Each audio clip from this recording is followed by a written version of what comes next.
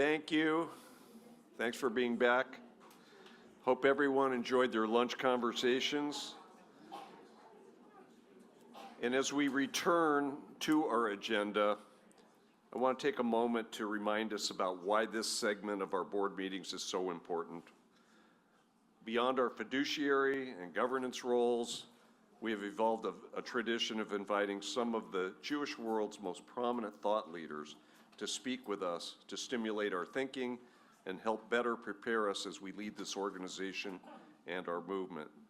This series, now a regular component of our board gatherings, was created and named in the memory of someone worthy of such recognition and who stimulated this board for more than 60 years, our own Morton Mandel. In every instance, our Morton Mandel thought leaders confront us with insights and ideas and challenge us to consider the possible implications for our evolving work as a board and as a field.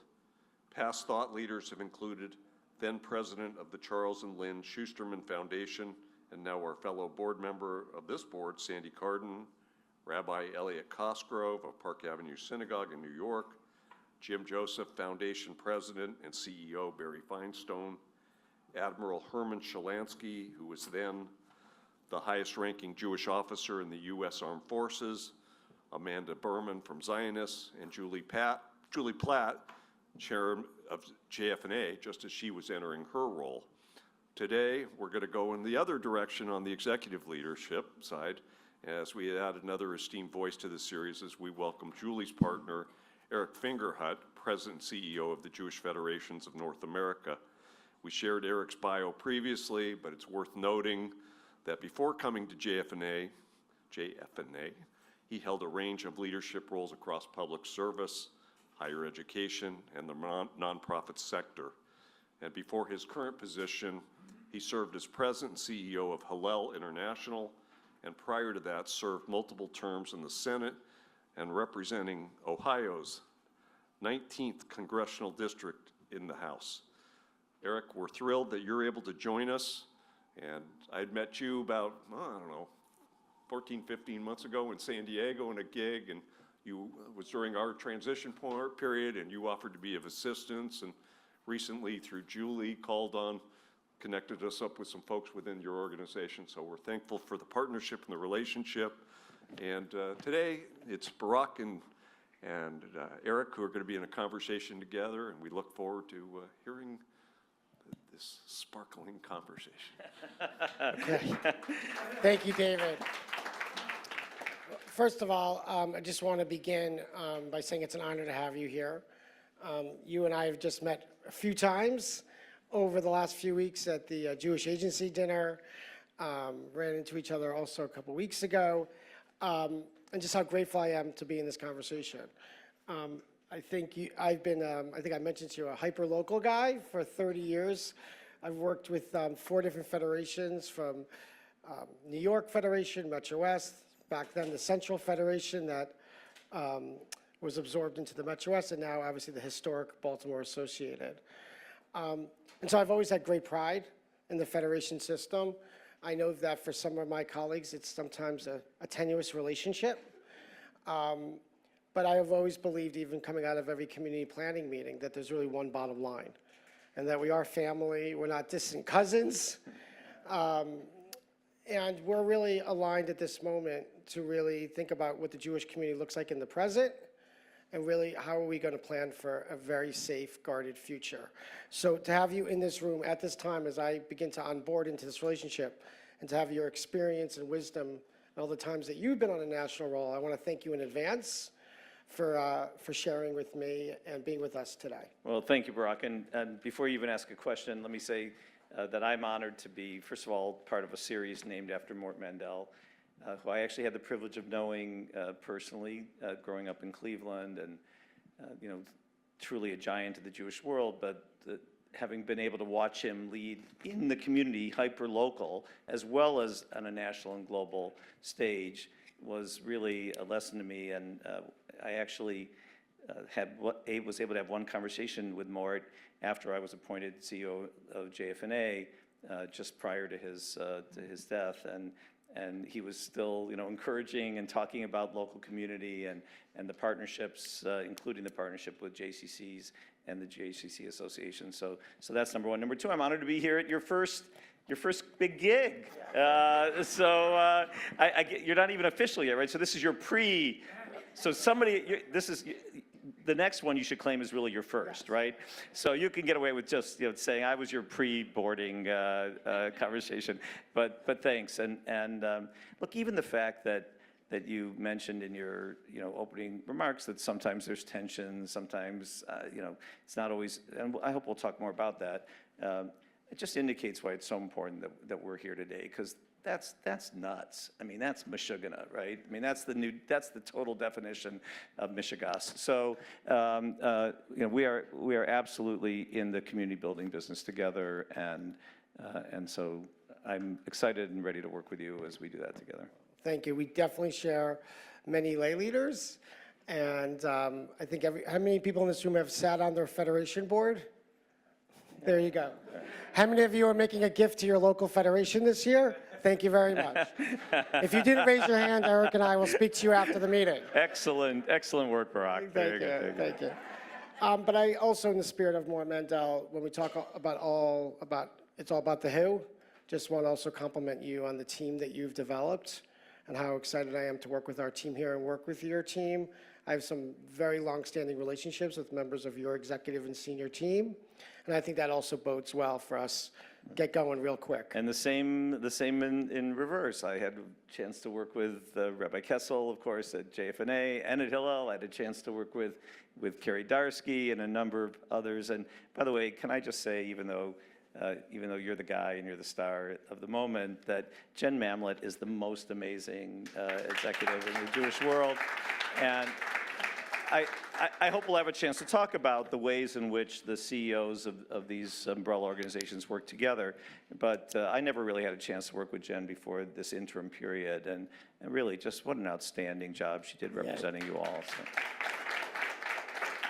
I couldn't agree more. And if you want to work with me to help her to stay.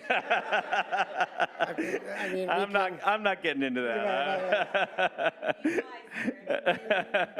I gave her a summer sabbatical, but it wasn't good enough.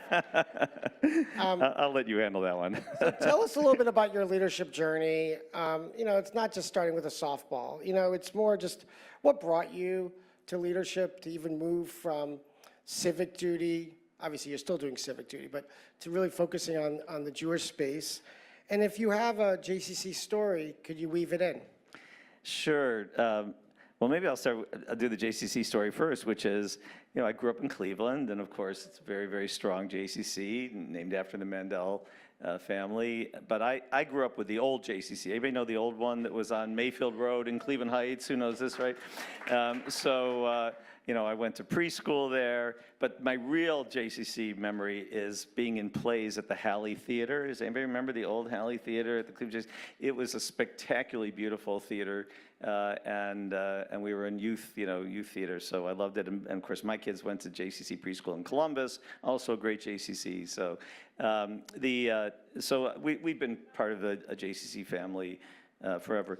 Look, when I was growing up and really starting in high school and then through college and law school and began my career, I was very focused on government and public service. I went to law school, but even then it was to be active in government in some way, and that led me first to being a campaign manager and an assistant to the mayor of Cleveland, and then, which is, by the way, how I first got to know Mort, because he was such an important force in the Cleveland business and civic community, and then to running for office myself, and end up serving in the state legislature and in Congress. And that was really what I thought I would do. I mean, I didn't think I would run for office forever, but I thought that was my career. And at the same time, I was active in the Jewish community. We grew up in conservative synagogues, and I was active in USY in high school, and stayed active, was president of my synagogue in Columbus, the worst job in the Jewish world, and not Columbus, president of synagogue, and then I don't know if it was mentioned in the bio, but after I had served in the state legislature for a while, I had gotten very involved in higher education issues. You know, I remember thinking to myself, this is the first time I remember that being Jewish was affecting my public policy approach, because this was a time when you know, I was from Cleveland, I was representing the Cleveland area legislature, and, you know, we had this heavy industrial base, and, you know, the factories were closing, they were moving, you know, they were moving away. I mean, you'd have a factory on a city block where, you know, one day 10,000 people are working, making good middle-class wages, supporting their families, you know, taking their kids to, you know, to camps and whatever, and the next day it's gone. And, you know, this was just happening everywhere. So that was the issue of the day. And much like today, there was a division of opinion. By the way, anybody who thinks the arguments we're having today about trade and, you know, and reindustrialization are new, just like go back to the NAFTA debates, you know, of the Clinton era. And so the division, which was becoming more prominent, was, you know, do we blame this on trade? Then it was Japan, you know, now it's China, but then it was the Japanese. Or is it simply that, you know, the economy's changing, the global economy's changing, and we need to educate and train our workers to be, you know, to be competitive in a global economy, and not chase the downscale jobs, but re-educate people. And that became an animating force for me. And I realized that, I mean, that's a very Jewish thing, right? To say it's not, you know, stop blaming other people. Let's crack the books, right? Let's start studying, and let's learn, and let's educate people. So I became very active on higher education issues, and ultimately the governor asked me to lead the higher education system in Ohio, which I just loved. It was an amazing job. You know, every state does it a little differently, but most states, you know, you have your president on each campus, but there's a board, there's a, you know, a system, you know, that manages it. University of California has that kind of system, University of Maryland has that kind of system, New York has that kind of system, there's a chancellor of the SUNY system and the CUNY system, and so on. That was the role I was in, you know, working with the legislature and the governor, but also all the universities. And so, you know, I really became more and more aware every day that, you know, that my Jewish life and my public life were merging. And then really, almost out of the blue, I got a call from Hillel. They were looking for a new CEO, and there was a search underway.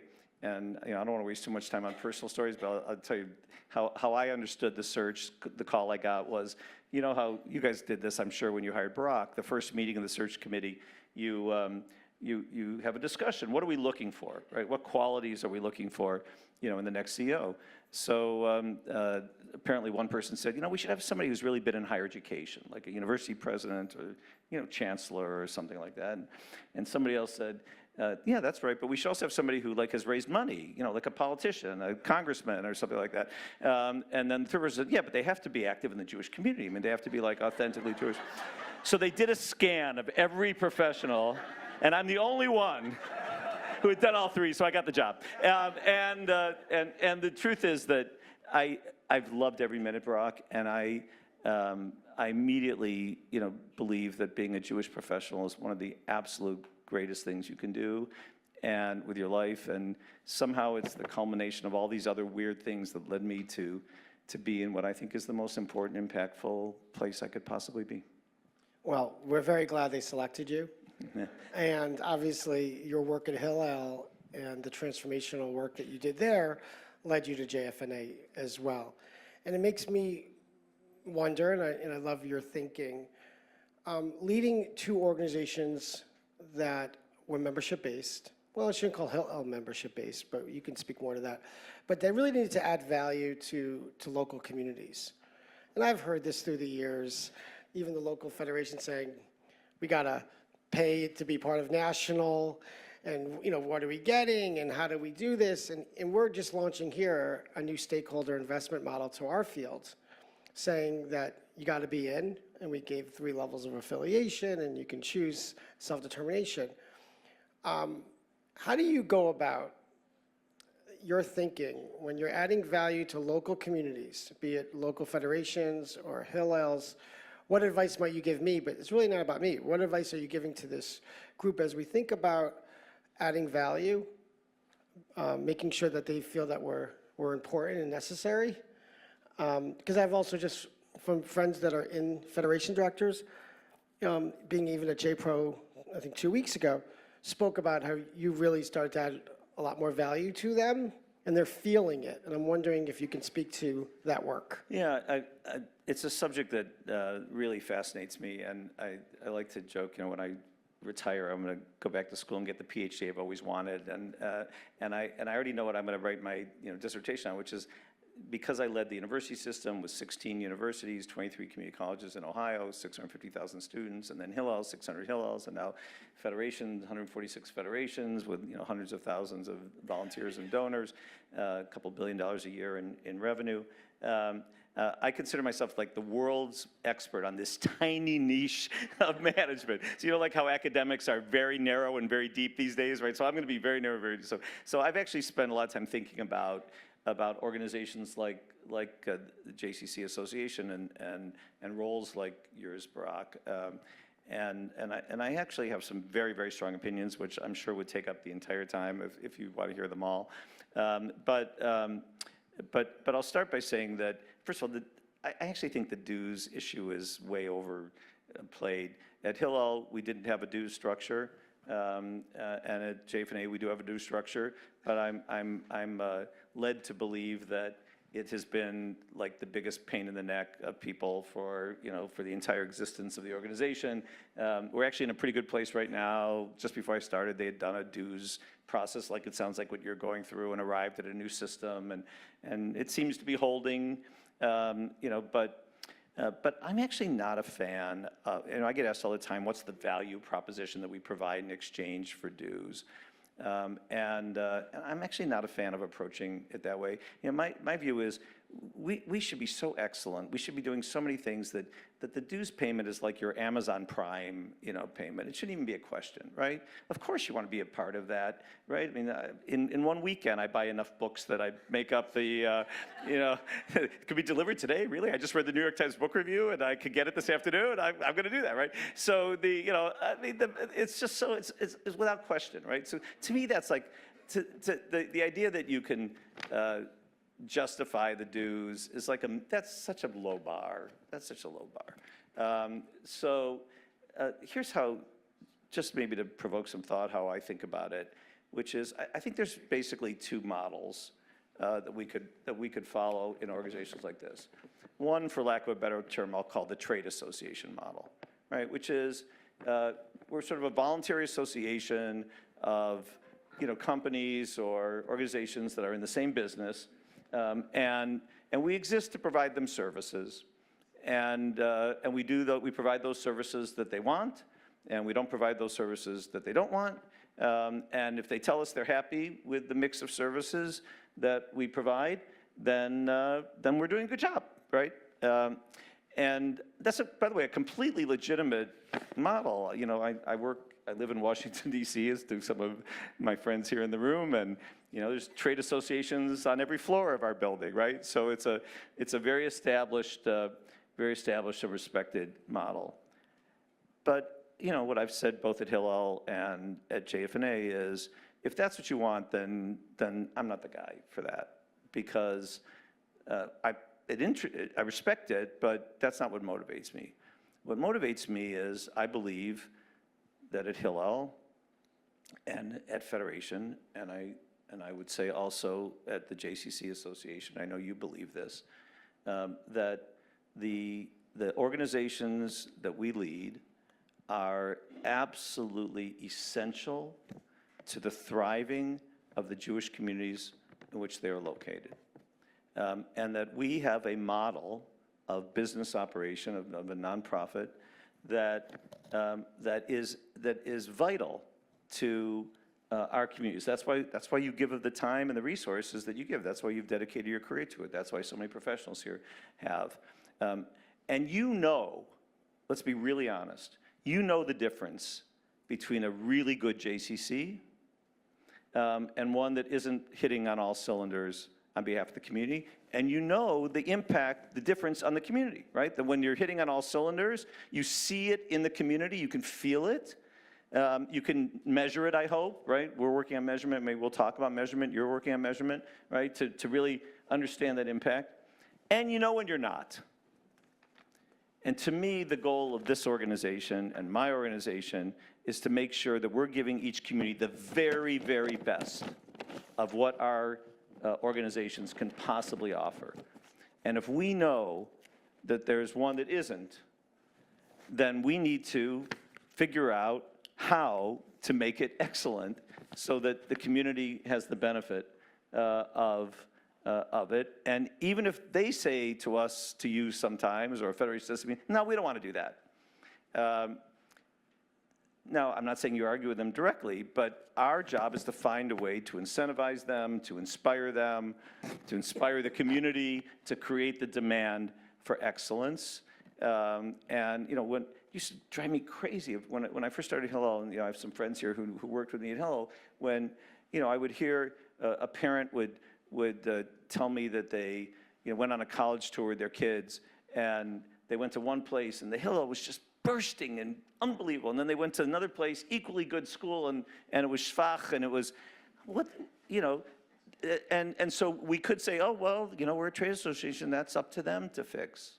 But that's not why we're in this, right? So then we have to figure out how to do it. Now, the challenge for you, Barak, as you enter this role and for this board is we're not, you know, it's not a command and control world, right? You know, I tell people I wake up every day knowing that I can't make anybody do anything, right? I have no power, none whatsoever. I'm the least powerful person you've ever met. So what it means is that we have to create incentives, inspire, train, lead, you know, provide resources, all those things. You have to find all the ways to move the needle in the field without just coming in and, you know, wagging your finger at them. And, you know, look, that's when you said you've worked in 4 different communities, and I mean, obviously we know the skill you brought to each community. The challenge now is, what lessons did you learn in each of those communities that you can generalize and help people, you know, do that in their community? First of all, thank you for all that. And you said you have more lessons, so let's, you know, either grab a drink or coffee, but I will want to hear more of them. My staff can recite them, yeah, right. Yeah. You know, one thing, and just when you talk about that value proposition, one thing I've already felt as someone who willingly paid dues as a CEO for 18 years, how much I just don't enjoy the word.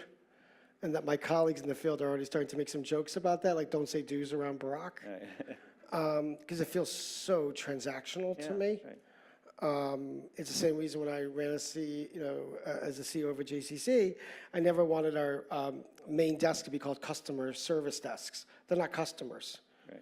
We're community.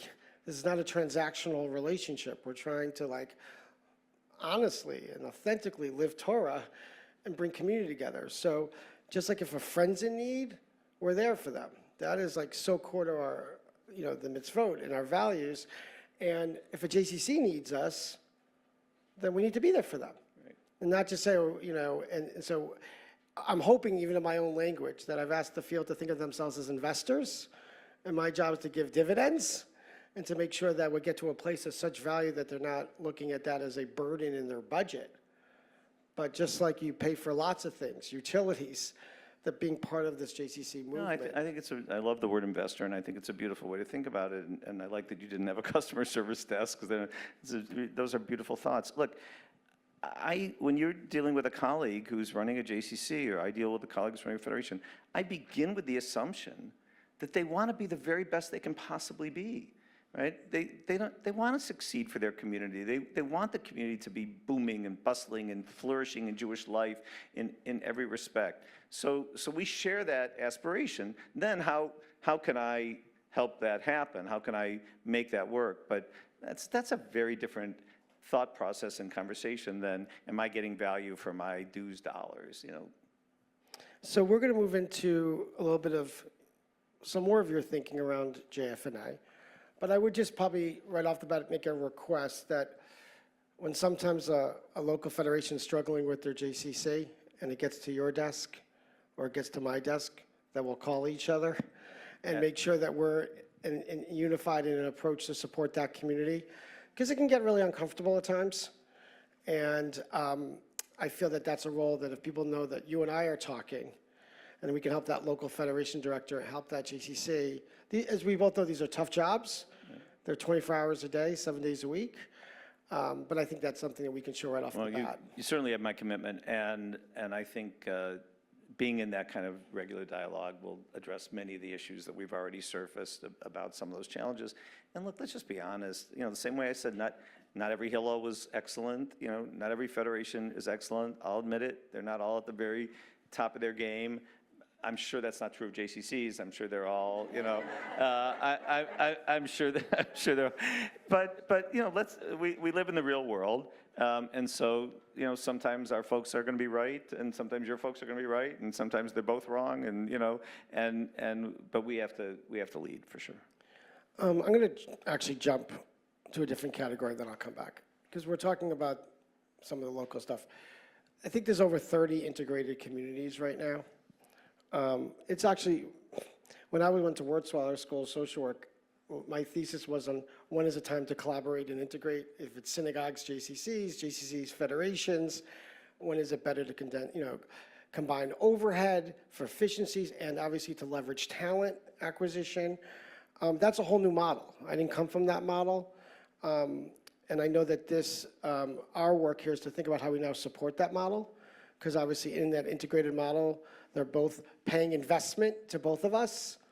What are you hearing about that model?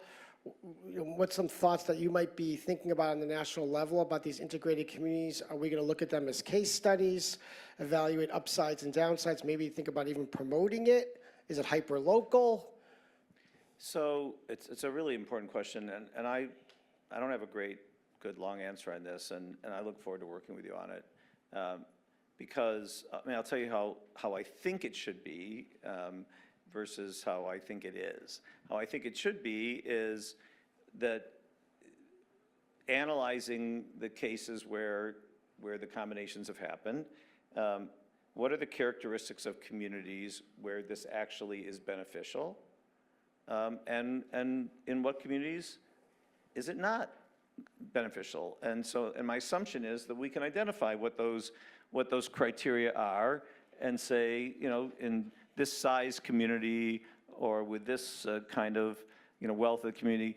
By the way, if I can, as just an aside, say that one of the things that our impact, we call it impact and growth, our team, you've all been reading about the surge and that's all research coming out of our amazing impact and growth team, which I've already told Barack is completely available to you for survey work and research work that would be beneficial.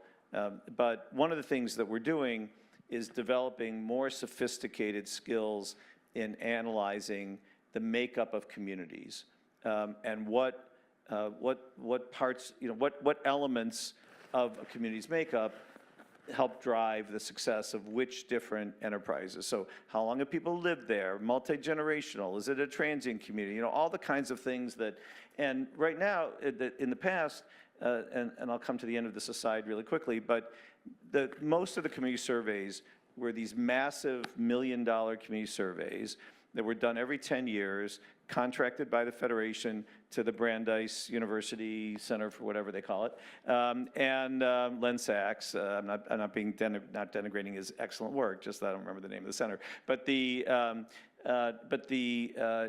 really only the biggest federations could afford to do that because it was north of $1 million. And they only did every 10 years, so it was like the census. And so we're developing tools to do pulse surveys of communities on a regular basis so that even if you're going to do this big study every 10 years, you can do regular updates and you can look at specific subgroups. And then smaller communities who could never do this can all do it. So the goal is let's learn more about the communities and then analyze the success of these combinations and develop some real theories about where it would work and where it wouldn't. If there are places where it would work better than the current, separate situation, then we should pursue it. If there's places where, which I suspect where being separate is the right strategy, then, then let's, my own personal suspicion is that we didn't, the ones that, and I'll be just really honest because you asked me here and you're stuck with me, My suspicion is that many of the combinations that exist didn't come about because of an analysis like I'm describing, but rather because, you know, overhead costs and maybe either one or the other, either the JCC was in a difficult financial situation, and the Federation was being called to bail it out, or the Federation was not performing and the JCC was strong. And so I think it was more out of necessity than out of strategy necessarily. Now, saving overhead and professional staff is always a good thing in a community, for sure. But we have overlapping missions, as you said, but we also have two very distinct missions. And I believe that both of these entities are needed in a community. So whether they're under one roof and one board or two, we should make sure that both functions are being performed at the highest level. Excellent, and I know many people in this room would be interested in us doing that work. Yeah. And using it as a case study to see how we both analyze that as a business model and as obviously an operational system. And at the same time, how do we make sure that we're both giving the value to be, you know, investors with both of us. I spoke with you briefly last week on our prep call with Jen about a strategic framework that I was thinking about for this organization. And I really appreciated just your validation to it when I talked about talent, Jewish peoplehood work, and our ability at this time to be extremely innovative about our approaches to really support young families. We got interfaith marriage. We know all the demographic changes that are happening across the Jewish world. And I'm wondering how that framework, which is pretty simple, right? Talent, peoplehood, innovation, might align with some of your thinking. So that's part A. And part B, what probably keeps me up at night the most is thinking about the quality of talent and that pipeline coming in, you know, and coming out of Hillel, getting these young people that seeing this work can be social entrepreneurship. You're having a Jewish social impact. You're business-minded, coming into this work from different disciplines today, choosing our path, but really thinking about how we onboard and recruit talent. I worry a lot about those early salaries, that people might not do what I did for 13 years and have 9 W-2s when you're 27, working at every synagogue to make a living. How we think about recruiting talent. So the first part is the framework and how it might align. With then the second part, emphasis on where do you think we might be thinking about talent and where we might be able to pull together? Terrific, both great questions. Let me start the answer to the first part about the framework by just saying I was so impressed when Barak shared with me his framework. Not because I'm sure it's the right framework for JCC Association. I'm not the expert, you're the expert. But because he had a framework. And he had a framework before he even started on day one on the job. And look, I go back to my last answer. I actually have spent a good amount of time. I've been the CEO now of these umbrella organizations for almost 20 years in different fields. And so I really have given deep thought to what the characteristics of success are. And one of them is that the CEO has to have a framework of how, what is his theory of action that is going to drive the positive change at an organization. And I got to tell you that I was so excited. So you're off to exactly the right start, Barak. I in my sort of snide, sides that you've heard me on a couple topics already, whenever I see a new CEO coming in, the first thing they announce is a strategic planning process, and then they hire a consultant. And I want to say, like, why did they hire you? Like, what was the point, right? So I mean, that's my job.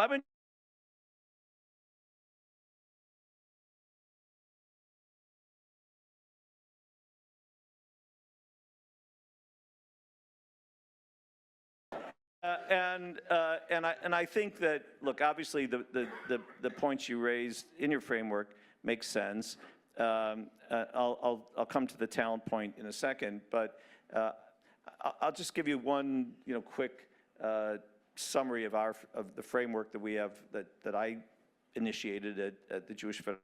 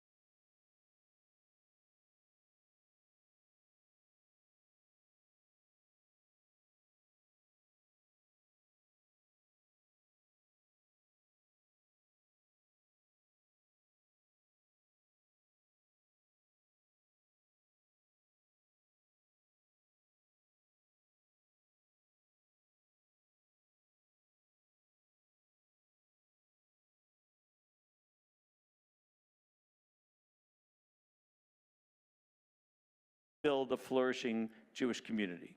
And our answer was then to break it down into what we call focus areas, which is basically your 3 points for us are Jewish community and Jewish life, which is everything that goes on locally. Do you have day schools? Do you have camps? Do you have, et cetera, et cetera? Israel and overseas? Do we have all the relationships around the world that we need so that every federation can instantly respond to the crises around the world? And of course, that's a particular strength of the federation system. And then thirdly, for us, it's public affairs, which is the community relations and government relations work, which is the responsibility of federations. So that's our framework. That's our 3 points. Now, the only other thing we have additionally is we said, what are the skill sets we have to be really good at if we're going to succeed in those focus areas? And our answer, first of all, was what we call impact and growth data. Secondly, fundraising. We got to make sure. Interestingly, by the way, people argued with me that fundraising should be at the top. We actually draw this as a pyramid. I'll show it to you sometime. Shelley Kupfer knows it. By heart, right? Right, Shelley? Yep. That fundraising should be at the top of the pyramid. We said no, right? Communities at the top of the pyramid. Fundraising is one of the skills that we need to have if we're going to be successful. But then at the base and the strength of everything, and this comes to your talent question, is people, right? It's the more Mandel, it's the who. And I think this is like JCC, but certainly, when I was at Hillel, the focus was almost, is Carrie Darsky in the room? My dear friend Carrie, who's like you're so lucky to have Carrie too. She's just unbelievable talent. I was so jealous when I saw her come here. Not just because I wanted her, but because you get to work with Carrie Darsky. It's amazing. At Hillel, we mostly focused on the professional talent. We had good board members. Phyllis is one. We had good board members, but the truth is that every data point showed that the difference between a successful Hillel and a not successful Hillel was the Hillel director, right? It was like 90% on every time you analyzed the data, any way you cut it, it came down to one thing, right? So that's what we focus on. In the federation system, it is truly, the same answer comes back to you, that it is truly about the partnership between lay and professional leaders, that we have to have both. So we have to invest in, we have to make as significant, I would like, my ideal situation is that you look at our investments and you look at our programs and training, that you see equal amounts of training and recruiting for professionals as there is for lay leadership. And now federations have a long history of this. We have our young leadership cabinet. Where's Kessel? Who used to lead it? We have women's philanthropy, and we started a Change Makers, a young program. We have cabinet alumni. We have, of course, all of our boards, and every federation has leadership development programs. We used to say at Hillel that, and I'm sure it's probably true at JC's too, that we were sort of the entry-level professional gig, right? We had more entry-level jobs than anybody else. Kids could come right out of college and get a job at a Hillel, and then from there they would move into other parts of Jewish world. If you look at federations, we're sort of that way on lay leadership, right? That so many people, the person who's the president of the synagogue is also on the federation board. The person who's like we saw here, right? When you raised your hand. So we take lay leadership very seriously. So I think the overlap on talent is for us. Obviously the professional side for sure, that we should be working together. And by the way, there is a network of chief talent officers of these umbrella organizations that Carrie's part of, Liz Fisher in my shop is part of, and they work closely, they exchange information, they share candidates for jobs, they talk all the time. But where we're headed is to really excel in every respect in the development of lay leadership, so that people, that all of you feel, and by the way, this isn't just for federations, for the entire Jewish communal ecosystem, because think about it, when you give a gift to your federation annual campaign, what we're implicitly promising is that we know that the community is being well served by all of its institutions. So the ability to inspire people to want to give of their time, and their expertise and their resources is a huge part of what we have to do. Thank you very much for that, and I'm really excited to partner on talent. I know you got a lot of incredible people with Liz, and the team on training. I know that the CEOs and C-suites of JCCs would probably very much welcome even that same training on how to deepen their philanthropic efforts and support their federations on fundraising. And sometimes we go at these things on our own when we don't leverage the best of the talent, because there's one bottom line. I want to just acknowledge one thing as we acknowledged Carrie and David for a moment. I don't know, I made eye contact with Tom over there, Tom Mandel. I was just thinking about you for a moment for Tom. I was listening to you the whole time, by the way. Of course, of course. But just Tom, just hearing that multiple times, hearing your dad's name, and what your dad meant must bring a lot of pride to you. And so I just want to acknowledge you being in the room. And we're so lucky you've continued to be part of the leadership of this association in following in his footsteps. Can I tell one more story about your dad? When I first ran for office, I ran for the state senate. I was 30 years old or 29 or something. I had been the campaign manager of the mayor of Cleveland, Mike White, who I know you know, Tom. And so I sort of, was in the news a little bit, but really nobody knew me. Like, I didn't come from a prominent family. And I decided to run for the state legislature. Everybody said, if you're running for office and you're a Jewish kid running for, do you know Morton Mandel? So I called him, completely out of the blue. And he not only took the meeting, but met me, several times throughout my campaigns, financially supported, but that wasn't even the most important thing. It was the fact that Morton Mandel would take my call, and I know if he did it for me, he did it for everybody who was coming up and wanted to learn more about the community and how to make an impact. So I'll never forget that. Beautiful. Before we go to a question I've been probably wanting to ask for a very long time, I heard for a moment they said they were recording, like that came up over. We're recording. Did they catch all the compliments he had about my framework? I just want to make sure that was captured. All right. So we don't need him to say that again? Okay. I was just hoping. I've worked in some of the most amazing Jewish communities, really, in the New York. I meant, from New York down to Baltimore, federations that were highly invested in their JCCs, 7-figure annual investments. But somehow, it's happened so often episodically, be it in the community, at Federation Spotlight, keynotes, kickoffs, whatever, campaign kickoffs, never speaking very proudly about that allocation to their JCC or positioning them as this is our lead strategic partner in building a sense of peoplehood and true achdut and unity in our community. Obviously, I'm passionate, Zionist here. I get leading with Israel and overseas. I get leading with Jewish Family Services. During the pandemic, the Federation would say, yeah, but no one cares about the programming right now. They care about social services as the number one heartstring.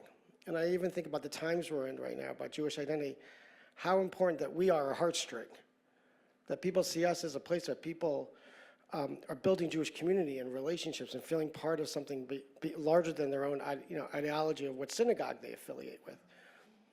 And I'll even say being last week a little bit at JPRO, not feeling like the JCCs are, I don't even know if the word is respected. It's almost like when sometimes not on the map or in the conversation.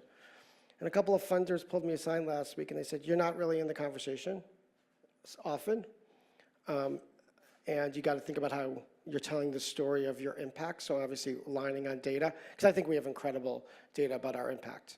And I think that our impact, not just within our Jewish members, but our work universally in creating authentic relationships between the Jewish community and the larger community. I believe when there's truly a successful JCC, there's a strong Jewish community, and that's probably one of our strongest antidote to, alleviate the rise of Jewish hatred in that community if the JCC is playing that big, large role. Because I'll read the EJ Philanthropy articles, and everyone's saying, well, you got to partner with universal organizations to create a healthier community. And JCCs are doing that every day. If anything, I would argue sometimes we're doing a lot of the community relations work of our community every day. Those of us who think about our work not just internally, but externally. So I ask you, I'm curious about your perspective on how we might highlight that strategic value and the impact of JCCs as essential community hubs, how we might think about improving our storytelling, because I've probably thought about it, and I don't have the data, but in the aggregate, if all the Federation allocations to JCCs were pulled together, I've got to think it's a top 2, 3 investment of the Federation world. It is for sure. So I know that's a full loaded question. Yeah, no, it's a really good question, and I mean the actual short answer is this is work we need to do together, but I'm also going to put a lot on you, right? This is if this is a priority you perceive correctly, and if it's a priority to change it, then if you make it a priority, it'll change. So that's the short answer. I can offer a slightly longer answer, but maybe in between the short and the long is that, look, I'm a politician, right? You've all engaged in advocacy. If you want somebody to lift up your issues and lift up your community, it becomes a priority for you to bring that message to them, and not just once, but over and over again. And to be honest, I'm not saying this is what Parexton, but sitting back and complaining, which I sometimes hear about why we didn't do it, doesn't get you anywhere, right? So I just encourage. I'm glad you brought it up with me. It probably was not on the top of my to-do list, but it will be now because you brought it up. And you're not going to let it drop because buckle up. Because that's you're what I've because you're a good advocate. So, so that really that's probably the whole answer. But look, I do think that, and we have the data on allocations. So you're right, it's in the top 2, 3. Look, I think that, and this happens to me at JFNA a lot too, which is when you have an organization that does a lot of things. People sometimes are aware of the program, but not or they speak of the program, but they're not thinking about the entity that it's a part of, right? So camps, for example, right? I mean, I guarantee you that most Federation campaigns are highlighting kids who went to summer camp. They may not be saying it's the JCC summer camp or thanks to the Mandel JCC that there's a Camp Wise. They're talking about Camp Wise, right? I'm a Clevelander, what am I going to do? So I think that can be part. Look, we have the same issues, right? People went on Birthright, right? They didn't know that it was the local federation that provided the funds for the for the local bus, or they went on Onward Israel, right? They know that program, and it's amazing. It changed their life. Did they know it came from the local federation? No. Does it frustrate me? Yes. But then, then we have to make sure that we're telling the story. So I think there's a little bit of that involved. I don't think people are disregarding the work of the JCC. They're probably more zeroing in on some of the programs, the preschool, that they connect to. So we have to think about how to tell that story. By the way, I'll make one last comment here, and then really it's just a subject that we should work on, right? Which is also we have to decide what audience do we really need to know about what, right? Like, when people in the Federation system complain to me that people don't talk about the Federation enough when they're talking about the programs that we've supported, I always try to say, okay, who do we really need to know that was a Federation program, right? Like I don't really need, if I polled the general public, do I need them to know that the Federation sponsored the Onward Israel bus? I'd like it, but is it important enough to our success that I'm going to spend money and staff time actually getting that word out? Probably not, right? But there is a level of leadership in the community, a level of donors in the community that I absolutely need to know that that's the case. And so I think it's important that we focus in on who needs to know what about us. Now, I don't know about JPRO, I have to think about that, but you're certainly right that, that when we're at a leadership level, both professional and lay, that appreciating and us understanding the scope of the impact that JCC is having on the community, that is something we should know. First of all, I want to thank you for your warmth and sincerity on all that. I am definitely not a complainer. I'm going to be a champion and advocate, because deep down it's not about JCC Association. It's because I really fundamentally believe that if we each have a telescope and we go out 20, 30 years and we are not fooling ourselves on what Jewish community will look like and Jewish family is going to look like and how they're going to feel accepted and seen, I just think, I wouldn't even say arguably, I think we're going to be one of the best partners for that investment in the community tzedakah box of the Federation as one of the best delivery of services. And as people are thinking about integrated communities, or they're thinking about where they can collaborate to leverage overhead, JCCs have big operating systems. They have big campuses. Right. That brick and mortar, I've seen debated over and over again about the cost of it versus leveraging it. And one thing that we learned after the surge, that having safe, proud, strong, big Jewish spaces that speak about what a Jewish community stands for, that people can show up comfortably in any way they want to be a Jew, is where the JCC is. So I want to thank JFNA also just for leadership around security grants, advocating for keeping our places safe, because I've seen so often, oh, well, we have synagogues that are empty, we should put the JCC programs inside the synagogue. I've explored the JCC without walls models.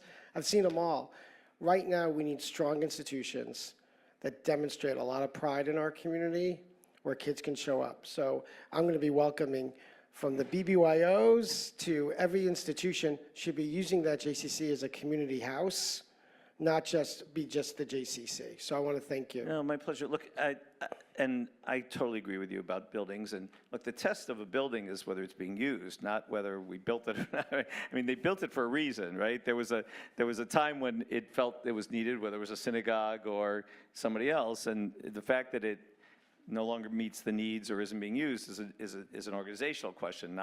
It's not. We don't condemn the building, right? The building, it's not the building's fault. So I agree with you about that completely. Look, can I just use the security as an example, just really quickly, because I want to go back to what I was saying about not being a trade association, about being the leader of what is excellent. So look, when we, federations always supported security to the extent they could. In your allocation, there was probably a line for, security guards and certainly at day schools, we knew, right? Security wasn't a new thing. But after the Tree of Life shootings in which was October 27th, 2018, and by the way, I remember being at the JCCA Association board meeting the year after, right? The first anniversary. Some of you were there. The first yard site. We understood that we were not at a significant enough level to meet the security risks of the community today, and that there needed to be a professionally run security program in every community that had the ties, that was working with every single institution, JCCs, synagogues, schools, and was tied to the local police, et cetera, et cetera. And probably there were less than a dozen federations that had that in October of 2018. And so we said this is best practice, but we also know it's a huge lift, and not every community was prepared or had the internal, not just financial resources, but the internal capability to do it. So we put together a strategy. We called it Live Secure. Julie Platt, who you had here last, shared it. And we raised national money for incentive and matching grants. And of course, we have the Secure Community Network that we funded to help every community go in and do a plan. And today, there are 130 federations that have full-time security programs covering their community. And covering over 90% of the Jewish community. And then our public affairs team advocated for the continued growth of the security grants. But the fact, those grants still have to be written, right? Somebody has to say, this synagogue needs this JCC needs this, and they've got to, and so the fact that you've got a local security director to help you write those grants means we get the lion's share of that money. By the way, notice we never publish how much of the federal pot of money goes to the Jewish community, because we don't want people to know. It's huge, right? The total allocation now is $500 million a year, which, by the way, we just got unfrozen with the new administration because they were taking a look at every grant. But it's probably, it's easily 300 million plus coming into the Jewish community, because we're organized around writing those. So I'm telling you this story just because this is what you can do, right? Not every federation wasn't sitting around saying, oh, we need a professional security program, but we said, this is what we need to do. But then we didn't order them to do it. We had to create a plan, a structure, an incentive structure, a support structure, a facilitating structure that enabled that to happen. And in 5 years, we've built the infrastructure. Look, the one thing, God forbid, poo-poo, we shouldn't say it, but since October 7th, with all the rise of threats, what hasn't happened in the Jewish community, right? And it's because we're actually organized. So that's the kind of role I think that you Amazing. and your leadership can play, and I give it as an example. And I would just say, before I turn to David for a question, as I think about our own team, something that we might want to be thinking about is that security that comes from Federation to our JCCs. I don't think we speak enough about the number of agencies that are receiving Federation allocations locally that meet within our JCCs. It's talked about as a yes, and how many of us have had day schools in our JCCs, how many day schools we've incubated and did startup. And obviously it's good rental revenue, but we're all partners in community. David. Eric, first of all, thank you for being with us today. Obviously, getting to know you under, a different side of you than obviously we see you when you're at a Federation campaign in a local community. So appreciate that and the dialogue with you and Barak. And I appreciate the deep questions that have been, taken up today. But this is a softball question, but in a nice way on a difficult subject. And obviously, since October 7th, I have had the honor of serving on the, Emergency Allocation Committee, and just a wonderful set of praise to the organization, to your staff throughout in Israel. And I'm just amazed, blown away by the work. And I was hopeful that maybe you could share with everybody kind of the current state, what was raised, how that's been worked. Sure. Well, first of all, thank you for your service on the committee. By the way, this was, when I talk about lay leadership and the importance, this committee met, several times a month, reviewed hundreds of pages of grant proposals and evaluations, and, has allocated, up close to $500 million in a little over a year and a half. So it's an incredible amount of work, and that has to be a partnership between the professionals and the lay leaders, and it has been a true one. So it's really important to know that all the numbers that I'll give you are the collective work of all of our federations, which means your donations to your federation, then added together to your emergency campaign, then added together with everyone else's 146 federations. So today it's about $870 million that the federation system collectively has raised since October 7th. To give you some perspective on that, the studies estimate that there's been about between $1.5 and $2 billion of philanthropy to Israel from around the world since October 7th, which means that our federation system is about 50% of all the philanthropy that that has come to Israel since October 7th, which is pretty amazing. But even more amazing is that literally the allocations have gone, the grants have gone into every corner of Israeli society and every sector. It is over 800 NGOs, different NGOs, and really we actually are just been working on a map to show where it all is, and it's really basically the whole country. And I just have to tell you, anywhere I go in Israel, people are speaking about the impact that the federation system had here. And again, I really hate to say it because it's the community. Because we have this infrastructure in place, we were able to mobilize the community quickly, and you responded. And the other thing about it was, again, I told you about how hard the committee worked, but we didn't ask people for long, detailed proposals and write us 50 pages and graphs and charts. We really tried to get the money as quickly as possible, into the hands of those who needed it. And by the way, one of the benefits of the long history of the Federation system being engaged with Israel is many of you are involved with partnership communities, as you are.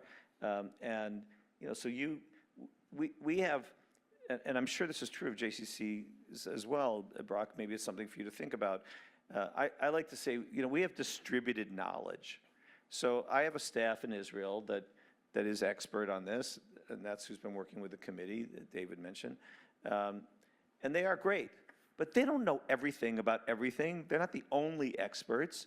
And so in our federations, we have people who are experts about different parts of Israel, different communities, or different issues, right? Chicago is an expert on the Druze community, and somebody else is an expert on mental health.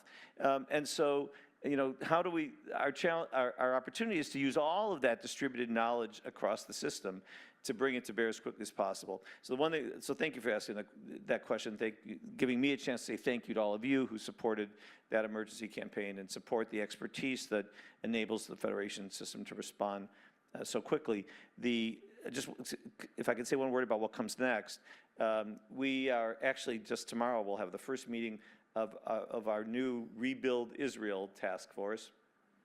And the thinking is that while the emergency required quick response, and there's still some ongoing, what you might consider to be crisis needs. I mean, a lot of families still haven't gone back to their homes. A lot of schools, still aren't reopened. That kind of, there's those needs, and we'll continue to work to meet those needs. But what faces us now is a multi-year, longer-term project, and nobody really knows the exact scope of that project. So rather than setting a campaign goal, what we've done is create a system where we can, first of all, look at everything we're already doing, because some of the grants we made, say for a mental health center, it's still in place, right? So even though it was an emergency grant, it built some infrastructure that that will continue on, but it'll probably need additional support. So what have we already done, and what are the gaps? What needs to be done? What remains to be done? At our upcoming board meeting in June, that's going to be our main subject is where are we already, and what do we think the big issues are, like education. I mean, you're not going to get people to move back to the north, not just because you're going to stop the shooting, but if somebody moved their kids to a school in Tel Aviv and they've been there for a year and a half, and all of a sudden you're asking them to go back to a school in one of these communities that was never at the same level. I mean, we're going to have to agriculture. As that the terrorists didn't just destroy didn't just kill people and attack the people who worked the kibbutzim. They literally attacked the agriculture economy. They burnt tractors. They cut irrigation lines. They put poison in the fields. By the way, they knew what they were doing. I mean, not only because many of them had actually worked on these kibbutzim, but Israel's not just an idea to us, right? Israel is Jews working the land, right? It's us coming back, and so attacking that was like attacking our soul. And so there's a major agriculture project. Of course, trauma and mental health, and the economy. We have a small business. One of the things we did with some of the emergency funds was to start a small business loan program that actually, those of you who are bankers will know much more about this than I do. We have a great leader, Jeff Schoenfeld, who's organized this. The banks and the insurance companies were willing to put money into loans for people whose businesses were had collapsed over the emergency, over the crisis, but they couldn't. I mean, they're public companies and they have shareholders. They couldn't afford to take too many losses. So we basically backstopped it with philanthropy. So they were able to make we were able to leverage, many, many loans, and if there's a loss of 5% or something more than they would normally take, that's what the grants go to take. So these are big, long-term projects that are going to take a long time, and I think one of the things we should be talking about is how can we be involving the JCCs in these, bringing speakers, talking about them. By the way, another big next step, which I know you're already involved in, many JCCs are already involved in, is volunteerism in Israel. And, there's a couple reasons why I think this is important. First of all, let's be honest, we're giving our money, and we should, and we'll continue to, but Israel needs more than our money. They actually need our active help. I mean, the number of schools that don't have teachers, the number of hospitals that don't have sufficient personnel, farms that don't have, they don't have migrant workers anymore. I mean, there's huge personnel needs, and so there's real need to volunteer.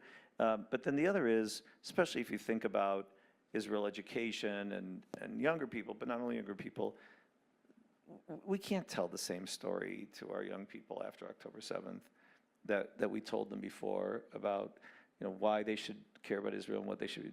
And there's nothing that inspires young people more, and I know JCCs believe this, than service. And so an opportunity for us as a community, by the way, not just young people, but multi-generational, to make our commitment to Israel in the form of service as well as financial support, I think is something we should really lift up together. I'm going to bring this together. First of all, this is my favorite topic. I could sit and talk with you for hours. If you're around at 5 for happy hour, let me know. I never miss a happy hour. Yeah, it's, every day I think often about the to-do list and what we get, but I'm also remind myself every day of what we get to do. And just the core value of this organization, and I believed my Jewish life, is that we're responsible for each other. We know that value of Kol Haravim. And I just want to let you know, in front of this board of directors, I also feel all Jewish organizations are responsible for each other. We are here willing to partner, collaborate, deliver, advocate, amplify. Whatever the work needs to be done, there's one bottom line, and that's our Jewish history, our story, and our peoplehood. What an honor to have you here. Personally, I look forward to gaining more wisdom and nuggets. What a pleasure your team must have to work with you every day. And you don't usually do this. I do call for a standing for you and of appreciation for your leadership to the Jewish world. So thank you very much.